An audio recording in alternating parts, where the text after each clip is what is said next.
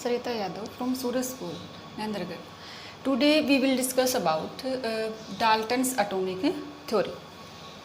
तो डाल्टन्स ने एटम्स के लिए हमें कुछ एक पॉइंट्स बताए जो हम लोग यहाँ पे डिस्कस करने वाले हैं.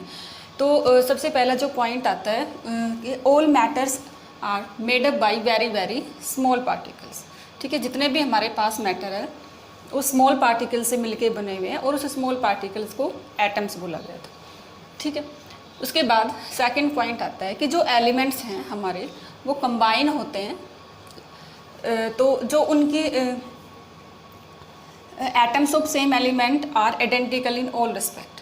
इसका मतलब है कि जो एटम्स हैं उनकी जो प्रॉपर्टीज़ हैं वो एक जैसी होती हैं, क्योंकि सेम एलिमेंट के एटम्स कैसे होते हैं, डिटो सेम होते हैं, उनकी साइज़ भी सेम मिलेगी, शेप भी सेम मिलेगी और उसकी प्रॉपर्टी जो होती है वो भी क्या रहेगी, सेम रहेगी. Atoms of different elements have different in all respect, यानी कि इनकी जो प्रॉपर्टी जो साइज शेप वो क्या रहेगी, अलग अलग रहेगी. ठीक है, उसके बाद आता है atoms can take part in a chemical reaction. Chemical reaction के अंदर जो एटम्स हैं वो क्या करते हैं, टेक पार्ट करते हैं. उसके बाद atoms can not be created nor be destroyed. Atoms को ना तो क्रिएट किया जा सकता और ना डिस्ट्रॉय किया जा सकता है. The number of atoms and kind of atoms in A compound is always fixed. किसी भी कंपाउंड के अंदर, जैसे कोई कंपाउंड है CaCO3, तो यहाँ पे जो नंबरिंग है, जैसे कैल्शियम है हो गया, कार्बन हो गया, ऑक्सीजन, हमेशा क्या लेंगे, 1 कार्बन 1 कैल्शियम और 3 ऑक्सीजन. ये क्या रहता है, फिक्स रहता है. नेक्स्ट आता है atoms are combined in a simple whole number ratio. कि जो एटम्स हैं वो कंबाइन होते हैं तो उनका फिक्स रहता है. जैसे कार्बन और ऑक्सीजन, कार्बन मोनोऑक्साइड बनाएंगे तो इनका रेशो 1:1. अगर CO2 बनता है तो इनका रेशो क्या रहता है, 1:2. इस तरीके से रहते हैं. तो ये डाल्टन्स ने हमें कुछ एक पॉइंट्स बताए थे.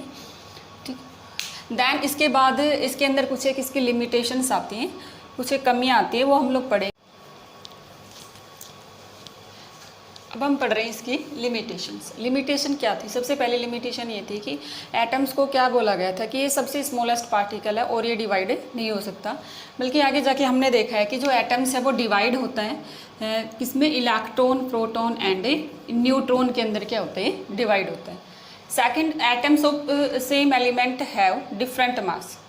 ठीक, वहाँ पे क्या बोला जा रहा था कि एटम्स, डाल्टन एटॉमिक थ्योरी के अकॉर्डिंग, कि जो एटम्स हैं सेम एलिमेंट के उनका जो मास है वो भी क्या होता है, सेम.